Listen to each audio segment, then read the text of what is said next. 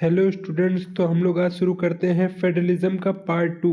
अगर आप लोगों ने पार्ट 1 नहीं देखा है तो सबसे पहले उसे देख के आइए, फिर इसे देखिएगा।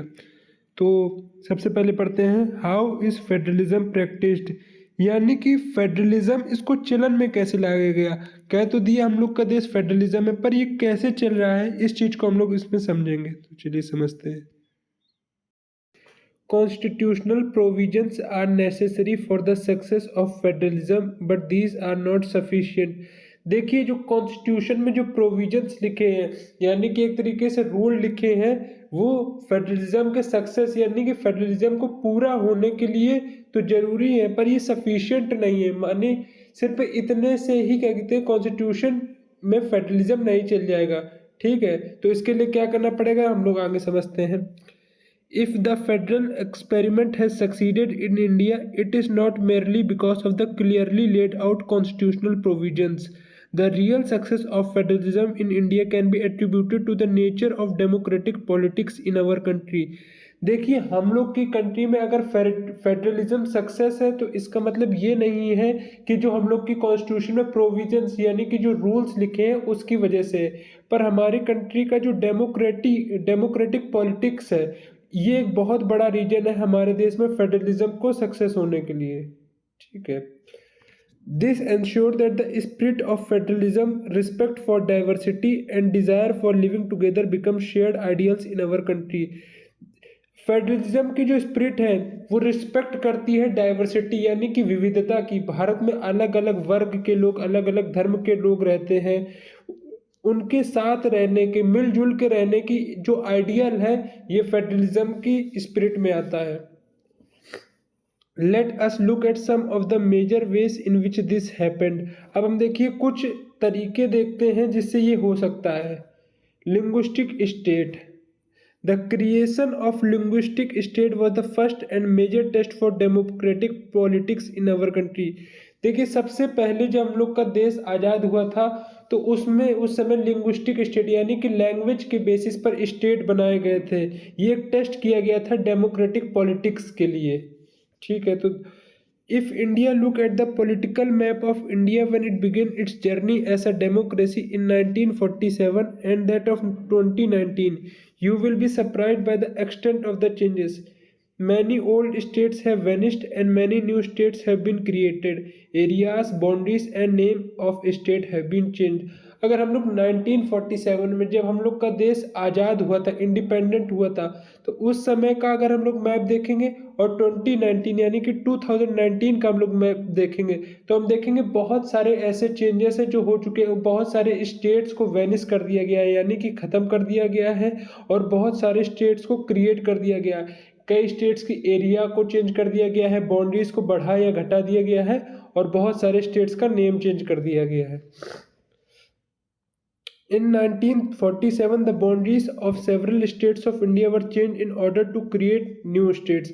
1947 में कई स्टेट्स की बाउंड्रीज को चेंज कर दिया गया था जिससे एक और स्टेट बनाया जा सके। This was done to ensure that people who speak the same language lived in the same state. Some states were created not on the basis of language but to recognize difference based on culture, ethnicity और geography. देखिए, ये किया क्यों गया था, states को तोड़कर नया स्टेट्स इसलिए बनाया गया था कि जो लोग एक ही लैंग्वेज बोलने वाले हैं वो एक साथ हो जाए, मतलब एक ही एरिया में हो जाए, या फिर इसके अलावा एक ही कल्चर के लोग या एक ही ज्योग्राफी यानी कि एक ही भूगोल से नाता रखने वाले लोग एक साथ हो जाएं।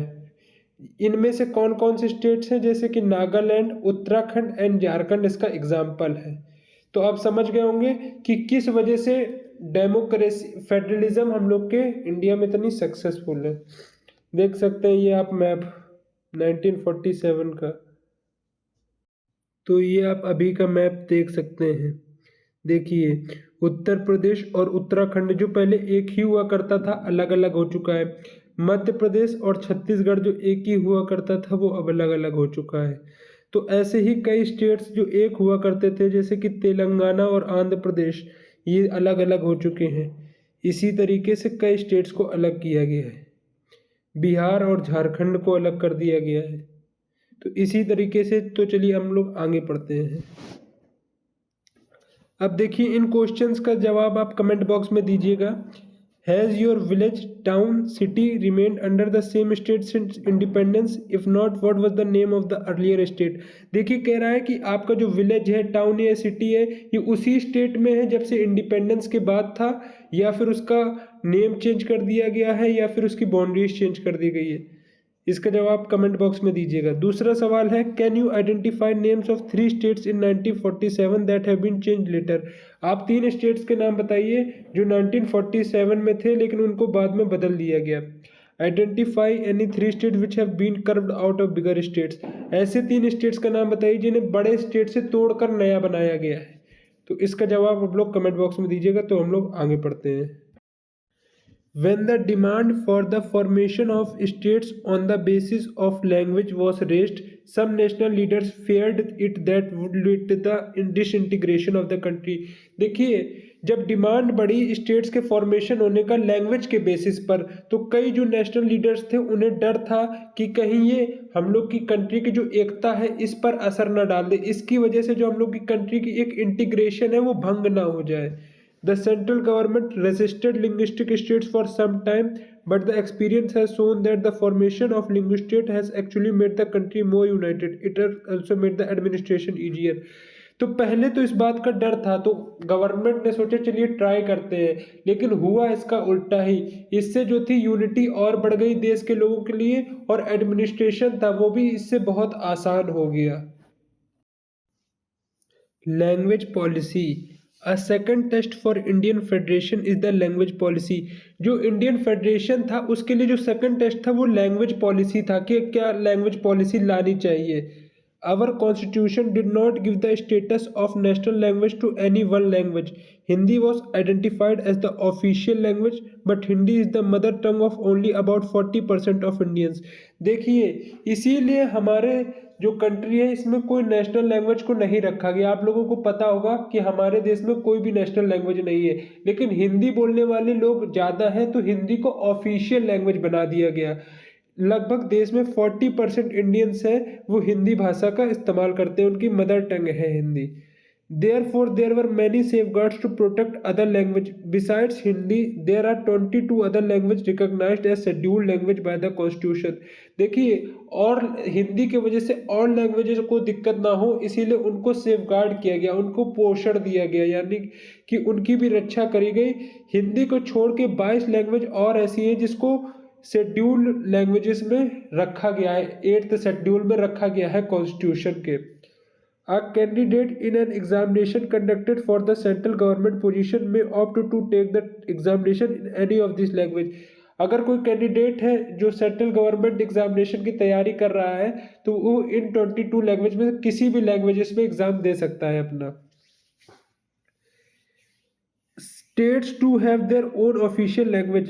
Much of the government work takes place in the official language of the concerned state. States की भी अपनी official language होती है और ज़्यादातर उनका जो काम काज होता है वो उनकी official language में ही होता है। Unlike Sri Lanka, the leaders of our country adopted a very cautious attitude in spreading the use of Hindi.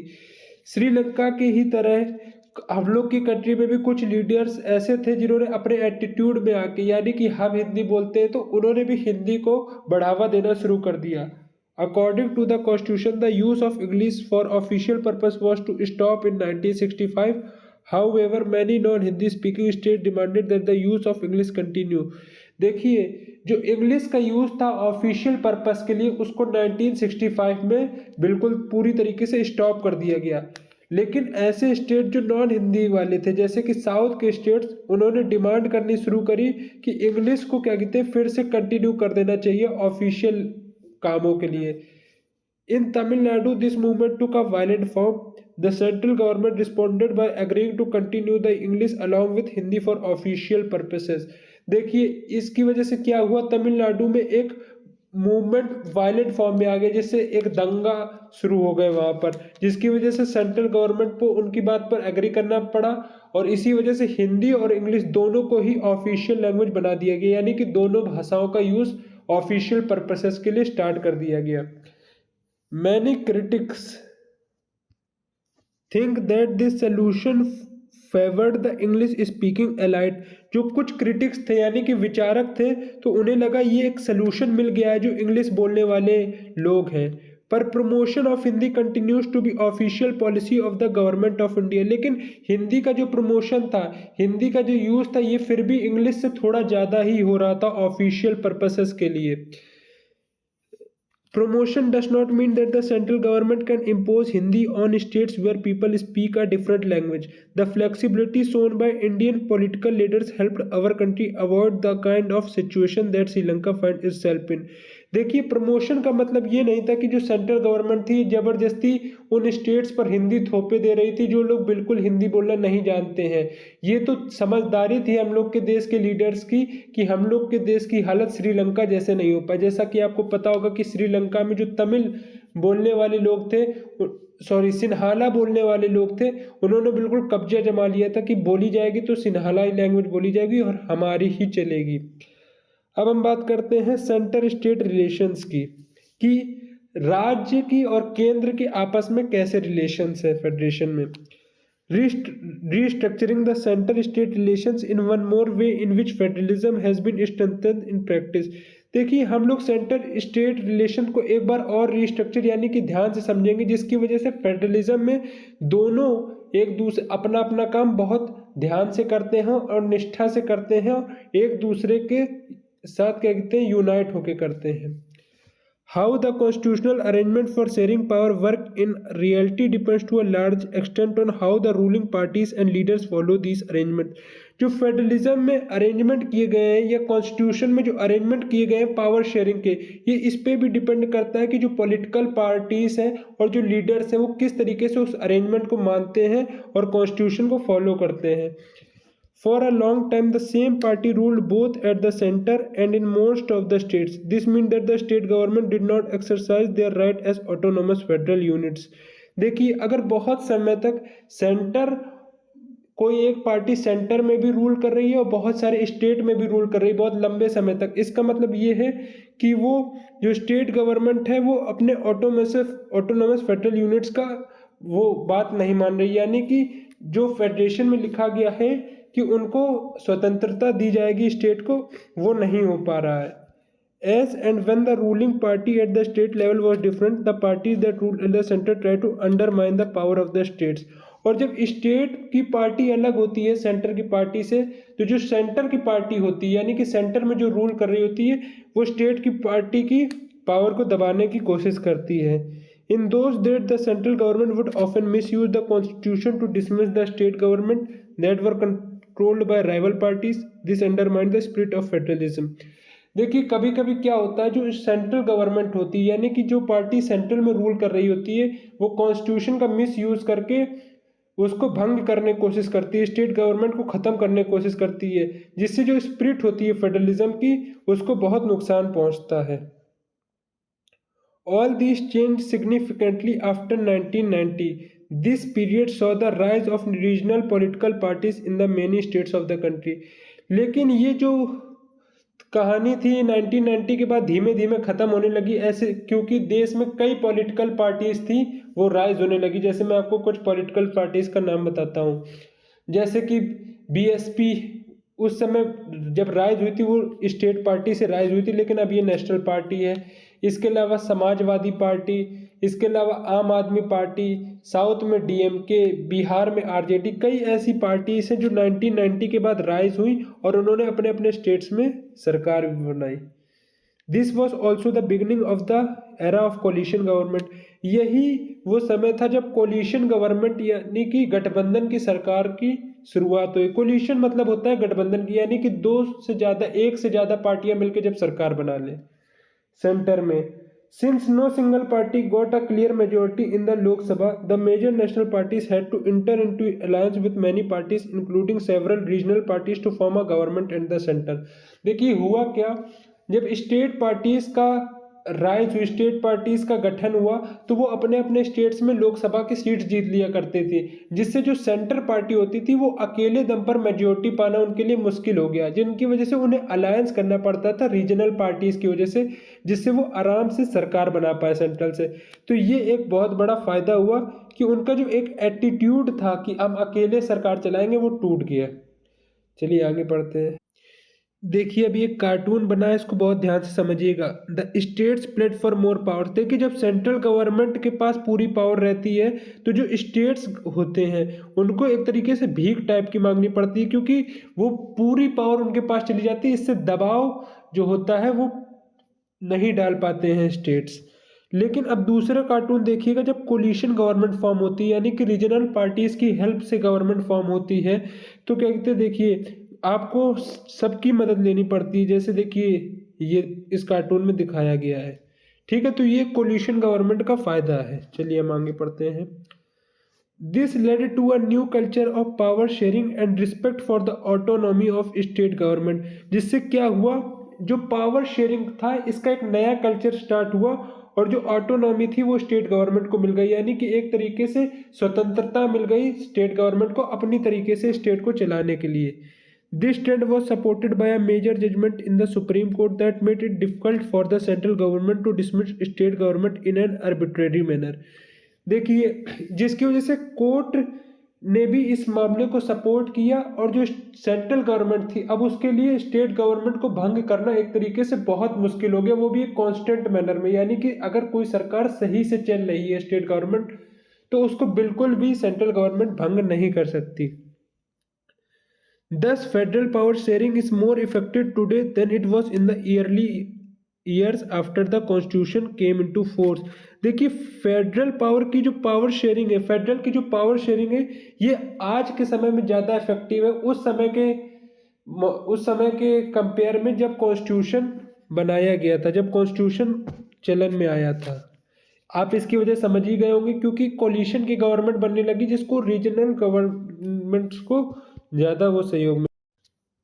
Linguistic diversity of India, देखिए आप इसको भी पढ़ सकते हैं, ये इतना इम्पोर्टेंट नहीं है। इसमें बताया गया है कि हमारे देश में कौन कौन सी भाषाएं बोली जाती है। देखिए शेड्यूल्ड लैंग्वेज में यानी कि उन 22 लैंग्वेजेस में कौन कौन सी लैंग्वेज है एक बार देख लेते हैं।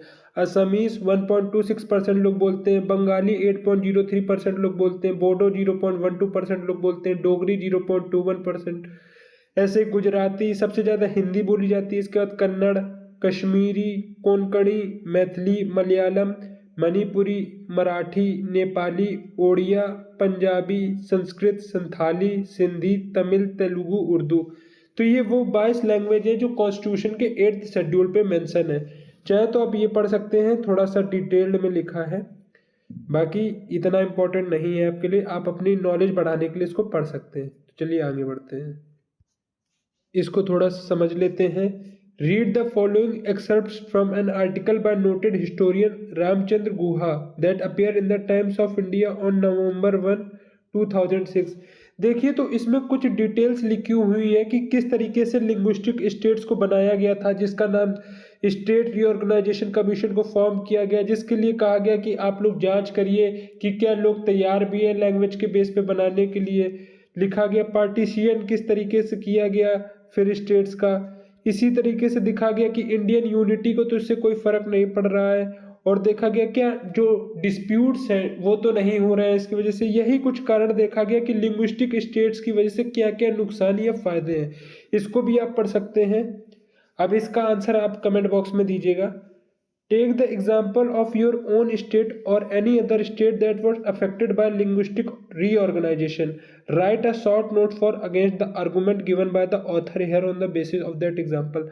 देखिए आप इसको पढ़ सकते हैं, इस चारों पॉइंट्स 5 पॉइंट्स को। इसके बाद इस क्वेश्चन का आपको जवाब देना है कमेंट बॉक्स में। ये इतना इम्पोर्टेंट नहीं है ये सब, तो मैं इसको डिटेल में नहीं पढ़ा रहा हूँ। जो जो इम्पोर्टेंट है आपके एग्जाम आने वाले हैं इसलिए उसी को डिटेल में पढ़ा रहा हूँ, ठीक है। तो आप चाहें तो इसको पढ़ सकते हैं, ठीक है। तो हम लोग आगे बढ़ते हैं।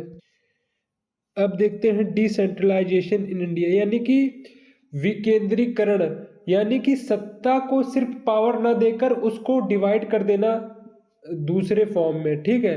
अभी तक हम लोगों ने 2 फॉर्म पढ़ी, एक तो हम लोगों ने पढ़ी सेंट्रल गवर्नमेंट, अब पढ़ी दूसरी स्टेट गवर्नमेंट, लेकिन हम लोग देखेंगे एक तीसरी फॉर्म ऑफ गवर्नमेंट भी होती है, ठीक है। तो उसी को हम लोग यहाँ समझेंगे। We noted above that federal governments have two or more tiers of government. We have so far discussed the two tier of government in our country.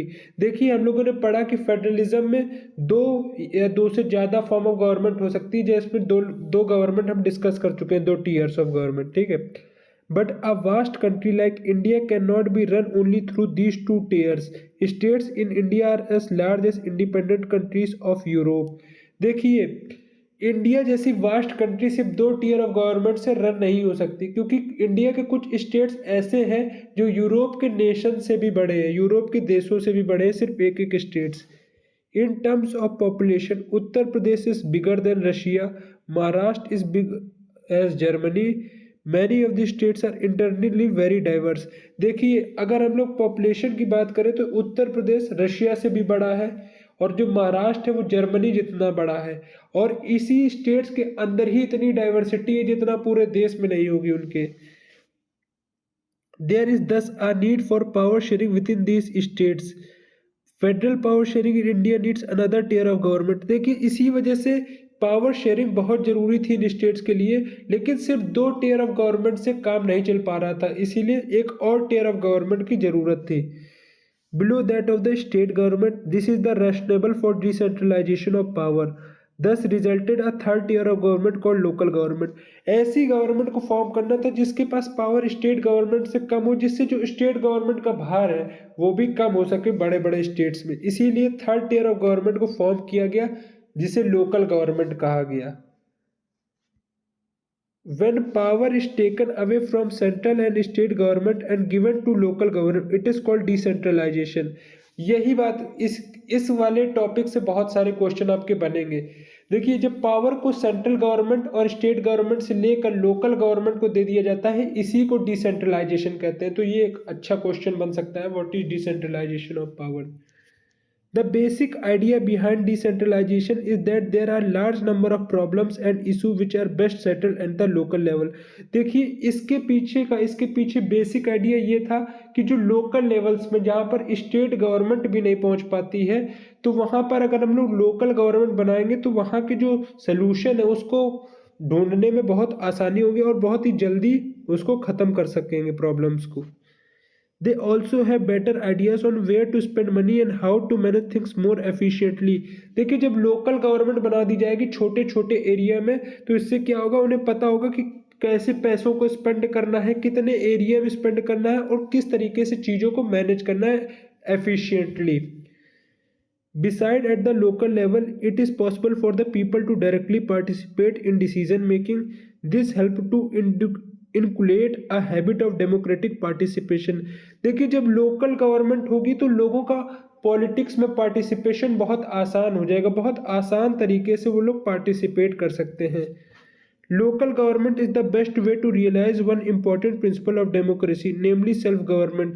जो लोकल गवर्नमेंट है ये एक बहुत अच्छा प्रिंसिपल बताती है डेमोक्रेसी का, जिसको हम लोग सेल्फ गवर्नमेंट कहते हैं। क्या कहते हैं? Local self government. The need for decentralization was recognized in our constitution. Since then, there have been several attempts to decentralize power to the level of villages and towns. देखिए जब से constitution बना है उसमें नीड लिखी गई है third year of government की, और काफ़ी बार ट्राई भी किया गया है विलेज लेवल पर और टाउन्स लेवल पर लोकल गवर्नमेंट बनाने का। Panchayats in villages and municipalities in urban areas were set up in all the states, but these were directly under the control of state government. Villages में पंचायत और urban areas में municipalities बनाई भी गई, लेकिन ये डायरेक्टली कंट्रोल में थी स्टेट्स के। Election to these local government were not held regularly. Local government did not have any power or resource of their own. Thus there was very little decentralization in effective terms. देखिए state panchayat तो बना दी गई villages में और municipality भी बना दी गई urban areas में, टाउन्स में, लेकिन ये डायरेक्टली कंट्रोल में है स्टेट गवर्नमेंट के। इनके पास खुद का कोई ऑटोनॉमी नहीं है, इनको जो भी डिसीजन लेना पड़ता है स्टेट गवर्नमेंट से लेना पड़ता है, कोई भी फंड लेना पड़ता है डायरेक्ट स्टेट गवर्नमेंट से लेना पड़ता है। इनके पास खुद का रिसोर्स नहीं, जिसकी वजह से जो डिसेंट्रलाइजेशन ये हुआ तो है पर बहुत इफेक्टिव टर्म, बहुत ही कम टर्म में। A major step towards decentralization was taken in 1992. The constitution was amended to make the third tier of democracy more powerful and effective. इसी चीज को कम करने के लिए 1992 में जो कॉन्स्टिट्यूशन था उसको अमेंड किया गया और जो थर्ड टियर थी डेमोक्रेसी को उसको और पावरफुल और इफेक्टिव बनाया गया। आप समझिएगा थोड़ा ध्यान से एक एक point. Now it is constitutionally mandatory to hold regular election to local government bodies. Constitution ने मैंडेटरी कर दिया कि रेगुलर इलेक्शन कराने पड़ेंगे आपको लोकल गवर्नमेंट बॉडीज में, यानी कि जैसे कि 5-5 साल में स्टेट गवर्नमेंट और सेंट्रल गवर्नमेंट में इलेक्शन होते हैं वैसे ही आपको रेगुलर इलेक्शन कराने पड़ेंगे लोकल गवर्नमेंट में भी। Seats are reserved in the elected bodies and the executive head of these institutions for the SC, ST and other backward classes. और जो इलेक्शन होंगे उसके लिए सीट्स को भी रिजर्व किया जाएगा, SC के लिए, शेड्यूल कास्ट के लिए, शेड्यूल ट्राइब्स के लिए और जो OBC है अदर बैकवर्ड क्लासेस। ठीक है, तीसरा पॉइंट समझिए, at least 1/3 of position are reserve for women. और इन सब में से 1/3 पोजीशन रिजर्व करी जाएंगी वुमेन्स के लिए इलेक्शन में।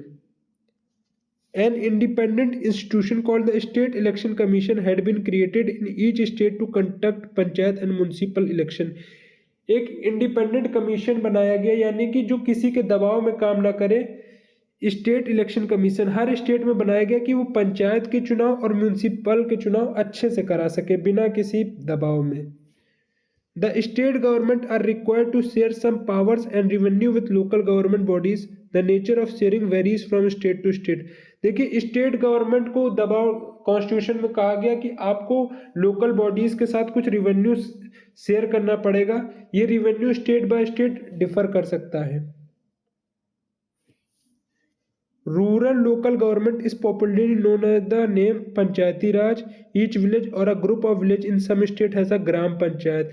This is council consisting of several ward members, often called Panch and President or Sarpanch.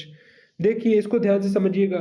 जो रूरल लोकल गवर्नमेंट थी, यानी कि जो गांवों में गवर्नमेंट थी, उसको कहा गया पंचायती राज, जो किसी एक गांव या कुछ गांवों को मिलाकर बन सकती थी। इसमें काउंसिल होती, उन काउंसिल को वार्ड मेंबर कहा गया या पंच कहा गया, और उन्हीं का जो प्रेसिडेंट होता उसे सरपंच कहा गया। They are directly elected by all the adult population living in that ward और विलेज। और जो वो पंचायत सभा थी या पंचायत थी वो उसी गांव के मेंबर्स द्वारा चुनी जाती थी, एडल्ट पॉपुलेशन द्वारा, यानी कि जो 18 साल के ऊपर की पॉपुलेशन थी। It is the decision making body for the entire village. जो पंचायत सभा थी वो एक डिसीजन मेकिंग बॉडी थी, यानी कि गांव के मैटर में कोई भी प्रॉब्लम होगी तो वही उसका डिसीजन सुनाएगी। The panchayat works under the overall supervision in the gram sabha. उस ग्राम सभा के अंदर क्या क्या सुपरविजन होगा ये सब पंचायत का काम था देखना। All the voters in the village are its member. और जितने भी वोटर्स थे ग्राम सभा में वो उसके मेंबर्स थे। It has to meet at least twice or thrice in a year to approve the annual budget of the Gram Panchayat and to review the performance of the Gram Panchayat. देखिए, जितने भी members थे वो 2 या 3 बार साल में मिलते थे एक एनुअल बजट पास करने के लिए, अपने ग्राम पंचायत में काम कराने के लिए, और वो ग्राम पंचायत की परफॉर्मेंस को भी रिव्यू करते थे कि किस तरीके से काम चल रहा है। अगर ये आपको ना समझ में आया होगा तो एक बार इसको फिर से देखिएगा ध्यान से। The local government structure goes right up to a district level. Local government को डिस्ट्रिक्ट लेवल पर बढ़ाया गया, जहां पर कई गाँव को मिलाकर एक बनाया गया जिसको नाम दिया गया पंचायत समिति या ब्लॉक या mandal. A few gram panchayat are group together to form what is usually called a panchayat samiti और ब्लॉक और mandal. The member of this representative body are elected by all the panchayat members in that areas. देखिए, बहुत सारे गांवों को मैंने आपको बताया एक बनाया गया जिसको पंचायत समिति, ब्लॉक या मंडल कहा गया, और जो उसके मेंबर्स थे वो चुने जाते थे उन्हीं गांव के सरपंच द्वारा, जिससे मिलकर वो मंडल या ब्लॉक बना था। ऑल द पंचायत समितिस और मंडल्स इन अ डिस्ट्रिक्ट टुगेदर कॉन्स्टिट्यूट। और पंचायत समिति और ब्लॉक मिलकर बनाते थे जिला परिषद, जो एक और उससे ऊंचे लेवल पर होता था, और जिला परिषद के भी ज्यादातर मेंबर इलेक्ट किए जाते थे। Members of the Lok Sabha and MLAs of the district and some other official of other district level bodies are its members.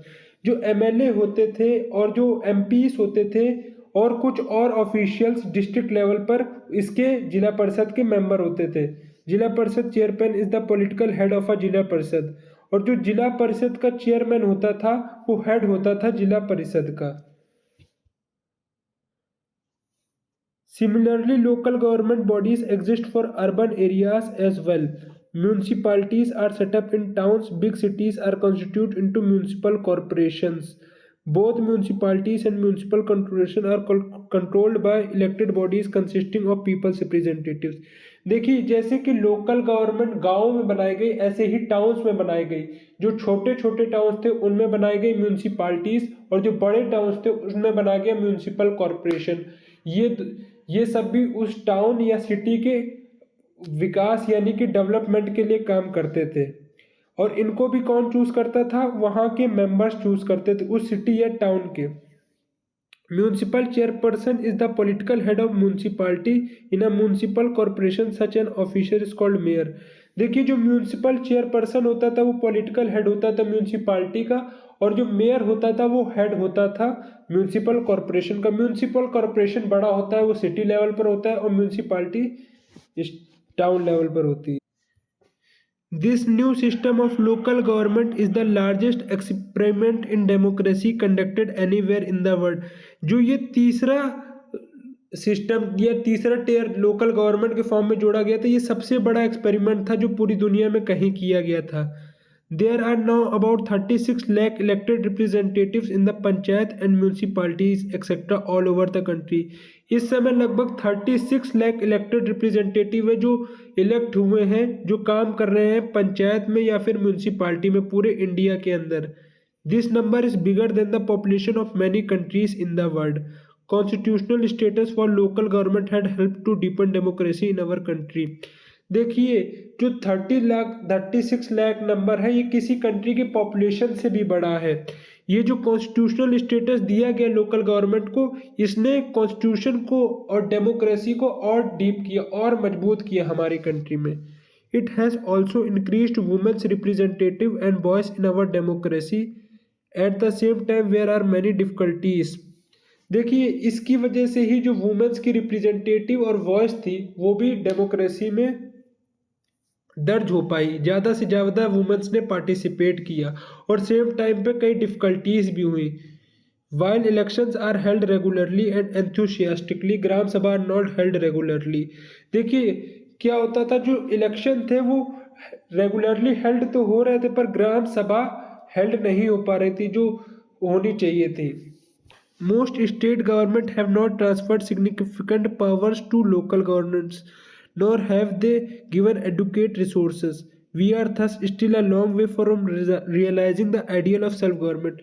देखिए, कुछ दिक्कतें हुई। जो स्टेट गवर्नमेंट थी उन्होंने सिग्निफिकेंट पावर, जितनी पावर देनी चाहिए थी इतनी पावर नहीं दी लोकल गवर्नमेंट को, या जो रिसोर्सेज देने चाहिए थे वो नहीं दे पाए। जिस वजह से हम लोग कहते तो हैं इस समय हम लोग के देश में 3 टियर ऑफ गवर्नमेंट है, लेकिन रियल में अभी भी सेल्फ गवर्नमेंट बनाना बाकी है। रियलिटी में अभी भी हम लोग बहुत दूर है उस चीज से। तो यही आपका चैप्टर फेडरलिज्म खत्म हुआ।